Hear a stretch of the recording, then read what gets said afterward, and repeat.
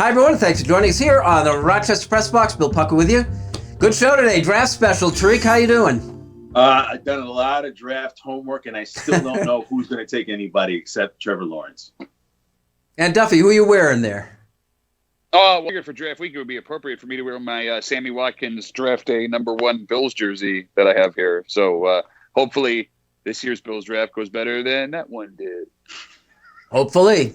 Tariq, let's start with you. Overall, looking at the NFL, not the Bills specifically, how do you view the landscape with all this research you've done?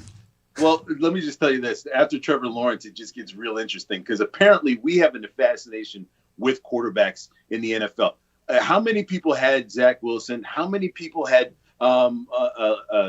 Trey Lance? How many different people knew all of these quarterbacks even existed in college football before we got here? We knew of Justin Fields and we knew of Trevor Lawrence. And now we've got about 3 or 4 other quarterbacks that could possibly go in the first round. Who knew that Mac Jones was going to be this high of a potential pick, possibly going to San Francisco? If San Francisco even knows what they really want, because apparently they have a quarterback, but they don't like him, and he's in trade talks every single week and hurt every single day that they play. So I'm not quite sure exactly where to go, but we love to push quarterbacks all the way up to the top. We love to draft quarterbacks as high as possible. This is going to be an offensive-minded draft this year. Defensive players lower in the draft. I'll talk about that with the Bills a little bit later on, though.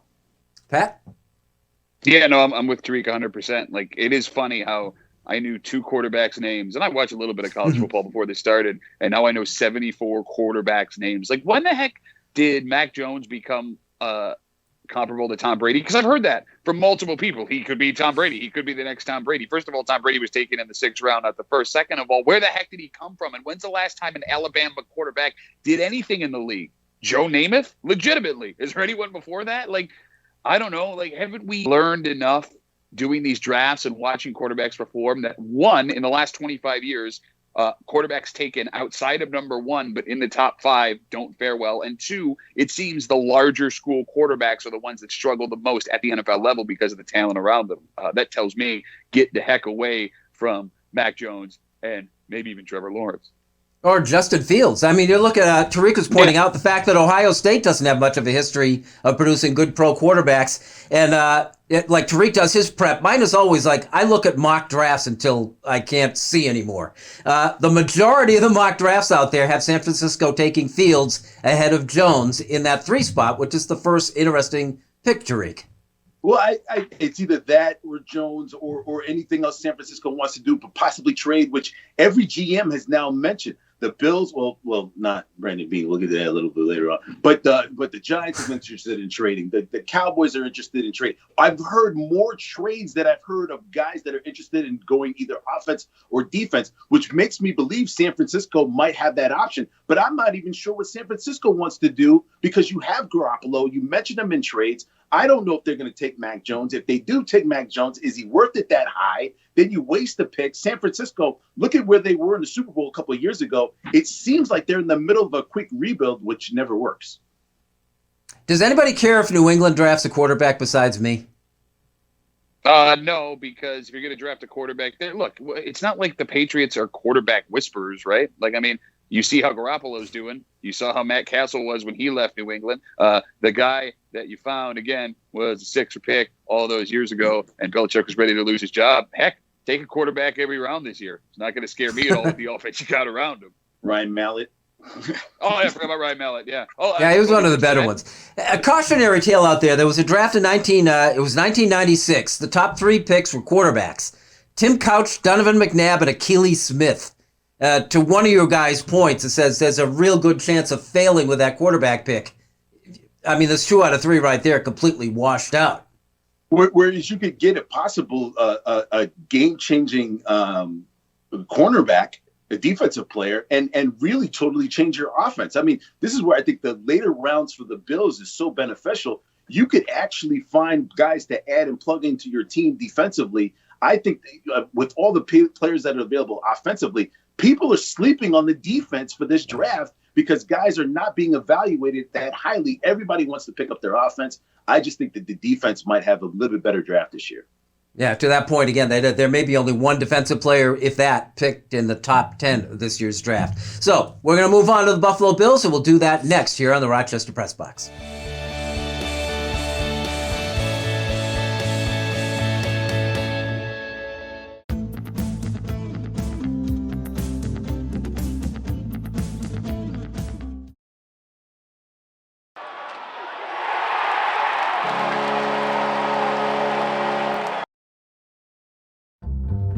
Original Bay Goodman Pizza, located on the corner of North Winton at Browncroft. There are 3 ways to get the original Bay and Goodman delivery. Go to baygoodman.com.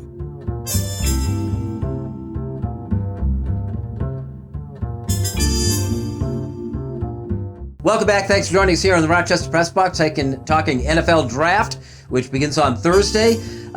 Pat, I know we can't just say, I think I know who the Bills are going to pick, because they're picking 30th. So you're gonna have a tough time finding 2 people to even pull the same name out of a hat. But what approach do you think Buffalo ought to be doing?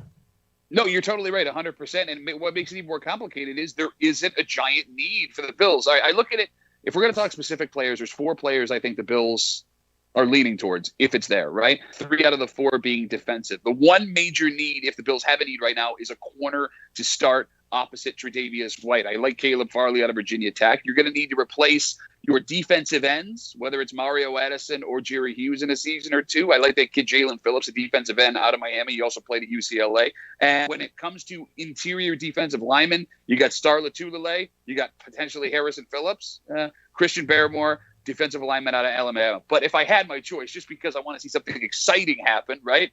Travis Etienne, the running back out of Clemson. How amazing would that speed and hands and scat out of the backfield look in the offense the Bills had last year? Ooh. I'm so happy he said running back. I'm so happy Etienne. I was sitting there. He was my number 2 next to Najee Harris, who I have to say, Najee Harris was Doak Walker winner. And the last Alabama runner to win the Doak Walker was a guy by the name of Derrick Henry. I know you've heard of him before.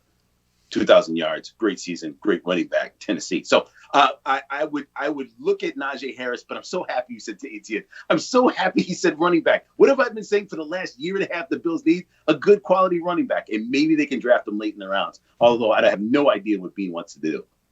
So you got a running back. Pat's got a cornerback. I think it's an edge rusher, because I think the Bills are very much locked into the idea that with Josh Allen under his rookie contract, this is the window of opportunity. I know, Pat, you've talked about this a lot. This is the window of opportunity. They got 2 years where they don't have to pay their quarterback an awful lot of money, and they want a guy that they can bring in, plug in, and contribute immediately, Pat. Yeah, but here's the problem with that theory. Edge rushers are very rarely players you can take out of college and plug in immediately. The example would be A.J. Epinesa, a guy who was supposed to be a first-round pick, fell to the Bills last season, showed up a little too light when they told him to trim down. I mean, if what you're saying is true, which I think it is, I think the Bills go the TN route, because it's going to take – you've got Jerry Hughes and Mario Addison there next year, maybe the year after that. You have your D lineman there next year, maybe the year after that. What you don't have is that superstar potential playmaking running back that you could put back there. If your theory holds true, the pick is NTN if he's there. I have a quick one for you, Duffy. Could I ask you about Asante Samuels Jr. out of Florida State? You know exactly what team he was on, Bill. Your Patriots for years got a couple of championships. His dad did. His son is now available. A little short, but I love the pedigree of where he's coming from. Yeah, I mean, I don't hate him. I hated his dad, and for that reason and that reason alone, I like Caleb Farley, the corner out of Virginia Tech. So if that's the question you have. Okay. You know, talk about, the cornerbacks, and I don't know the answer to this. Is quarterback a position that a rookie can step into and make an immediate contribution, or is that too difficult a position to play? Well, I mean, historically, it's been no, but the Bills have gotten lucky the last 2 times they went high. When they took Ronald Darby in the second round, he stepped right in and started, and you can make the argument his best season was his rookie season in Buffalo. And then, I mean, Tre'Davious White has been nothing but on an upward trajectory, with the exception of last season, since he was drafted. I mean, you're taking a risk, but you also have a Levi Wallace there to work them in slowly. Hopefully by the end of the season, by the time you hit the playoffs, that is a ready-to-go, straight-up starting corner in the NFL. So I said it was impossible to actually pick a name, but Pat, I'll ask you, pick a name, and I'll ask Tariq the same thing, and maybe we'll have a little side bet if we somehow hit this thing. I think it's going to be Farley, the corner out of Virginia Tech. But if it's not, it's Etienne. Oh, man. So you picked two. Can I pick two now? Come on. All right, you get two. All right, I will go Najee Harris because I've been speaking Najee Harris's words for the last couple of weeks or so. Let's go J.C. Horn out of South Carolina. All righty. We got our picks in. Well, who cares about what happens on Thursday? But Thursday's the draft, and I think we got it covered. Coming up on the Rochester Press Box, like it or not, we'll be back.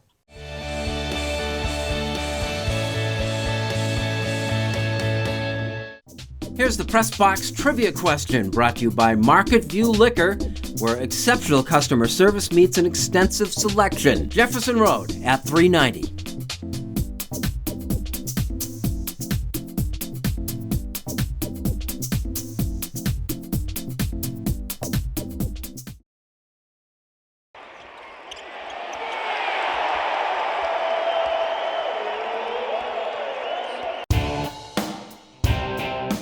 All of these things show Josh Allen has a strive for greatness inside of him. Falcon Around with Carl Falk. New episodes every Tuesday on Rock Sports Now. Here's the Press Box trivia answer brought to you by Market View Liquor, where exceptional customer service meets an extensive selection. Jefferson Road at 390.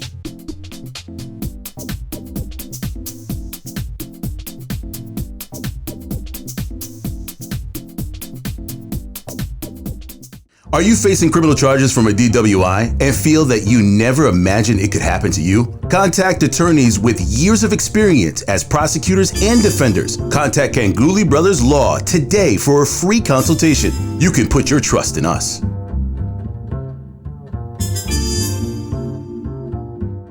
Thanks for joining us, and welcome back to the Rochester Press Box, a segment of the Press Box brought to you by Ganguly Brothers Law Firm, attorneys with years of experience dealing with the accused. Don't go unprepared. Contact Ganguly Law today. Like it or not, Tariq, the New York Knicks. I love it. What are you talking? I mean, this is as we're taping this right now. They're on a 7-game winning streak. They're playing extremely well. Now I know Brooklyn is getting all the praise. They've got the big three, but 2 out of the big 3 are hurt. This is a team put together, gelling together. Julius Randle is playing great. Thank you to Tyler Ralph for the helping out during the offseason with him. He has transformed his career. Derrick Rose is a key player. I love J.R. Barrett. I like the fact Zion Williamson loves to play in New York, too. So hopefully a prelude down the future with the 2 Duke players getting back together down the line. This is a lot of hope. And I give credit to Thibodeau. Thibodeau has found a way to adjust his style, not going too hard on these guys, understanding that they are an exciting team that I can't wait to see go to the playoffs, maybe scare a team or two. But I love the New York Knicks playing right now. Drake, is it sustainable? I mean, are we seeing something that's going to translate long-term for this team?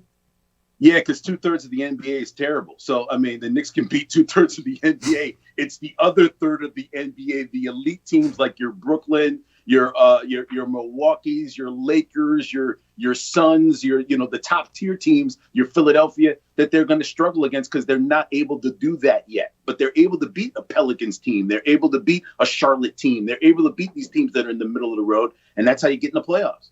And since you brought up Zion, I heard somebody suggest that maybe it was James Dolan posing as a reporter that asked Zion Williamson after they came with the Knicks as to what he thought of playing in New York.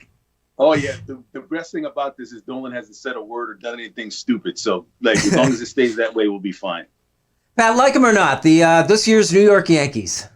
I mean, look, I'm not a Yankee guy, so I like what's had a lot, right? And you know how I feel about Aaron Boone if you watched the show before. Like, I do find it interesting that as the team is supposed to be getting better, Aaron Boone is getting worse as a manager because I said it before and I'll say it again. Aaron Boone is not a manager of a Major League Baseball team. But, I understand the frustration from Yankees fans because look at the division around you, right? The Blue Jays were supposed to be a year, 2, 3 away. The Red Sox are what's going on there. Yet you've got this tire fire happening in New York right now, and you don't have anybody to fix it. The veteran leadership, at least the mature stuff, isn't there. The superstar egos that are taking over from playing in New York, starting to go there, and it's going to fix it again. Is Aaron Boone going to right the ship? Because I'm watching his press conferences, and if I'm a Yankees fan, that's not instilling too much confidence in me. But you guys are bigger baseball guys than I am. Maybe I don't know what the heck I'm talking about.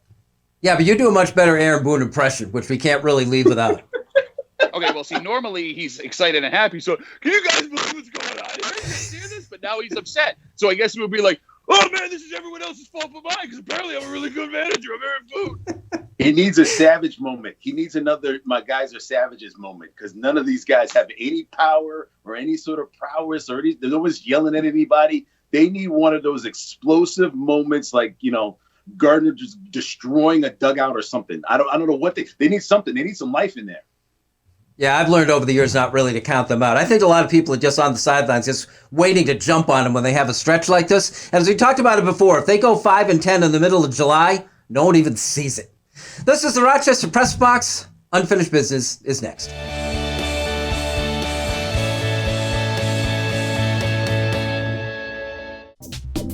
The Press Box Stat of the Week is being brought to you by McArdle's Restaurant in Fairport. McArdle's is open 7 days a week with dining available indoors and out, takeout and delivery. Come home to McArdle's.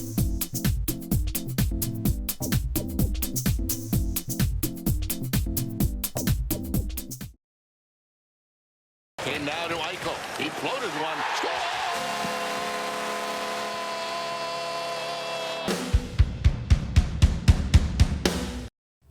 Hi there, welcome back to the Rochester Press Box. Time for Unfinished Business. Pat. Tip of the cap to all of the high school football coaches here in the Section 5 and anyone watching outside. As the spring, supposed to be fall football season comes to an end. And don't get me wrong, what coaches across sports in the greater Rochester area have been able to do is amazing because you kept the kids safe and you got through it and they got their senior season. But I think the football staffs in particular should be commended because, one, you had to move your entire season forward, arguably the most complicated sport when it comes to numbers and equipment and the things you have to put together. And all of them did it with a smile on their face. Like, I know they may have had different opinions behind closed doors, but the coaches, assistants, head coaches, folks working on math, all kept in lockstep. It was about keeping the kids safe and doing what they could to make the season happen. And because the staffs and the administrators and the high school and the folks that work at Section 5 were able to pull that off, you have kids that didn't suffer the same fate as the seniors last year that didn't get to play in other sports. Again, a big congratulations, tip of the cap. And if you see someone who works on one of those high school football coaching staffs, give them a handshake. Give him an elbow bump and say, there you go.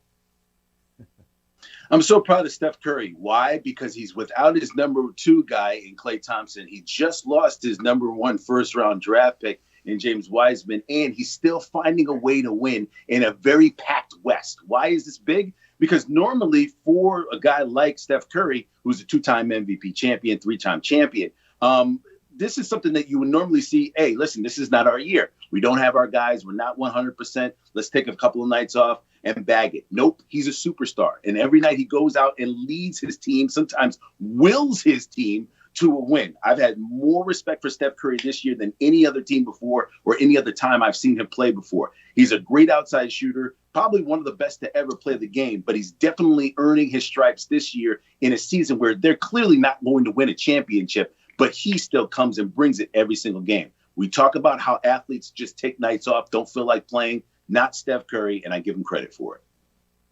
Yeah, enjoy him every minute you see. Hey, in 1999, the Rochester Rhinos won the U.S. Open Cup. It's a soccer competition that's open to every organized team in the country. The Rhinos that year beat 4 MLS teams on the way to the championship, an extraordinary feat. Performed in front of a handful of fans in Columbus, Ohio, and registering barely a blip on the national scene. But it was a big deal here. One of the biggest. That team was part of a second golden age of soccer in Rochester, the first being the Lancers, the North American Soccer League, in a place called Holliday Stadium. Those Rhinos had Schweitzer and Allnut, Andraki and Miller. They were fun, something soccer often isn't. Now, we bring this up now because Europe just rejected a Super Soccer League proposal, splitting off 12 elite teams. Perhaps not surprisingly, it was a handful of American owners who inspired the idea.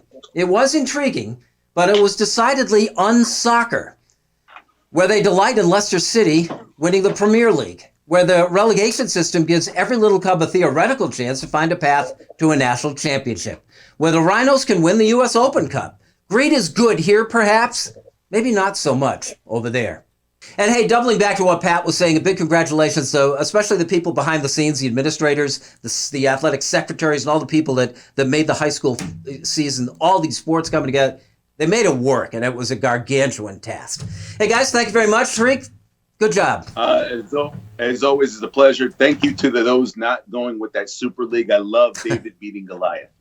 Mm-hmm. And like I gotta tell you, it was a pleasure for both of you, I assume, also. So good to see you guys. We'll see you next week. All right. Hey, thank you for joining us out there. We'll see you next week with the Rochester Press Box.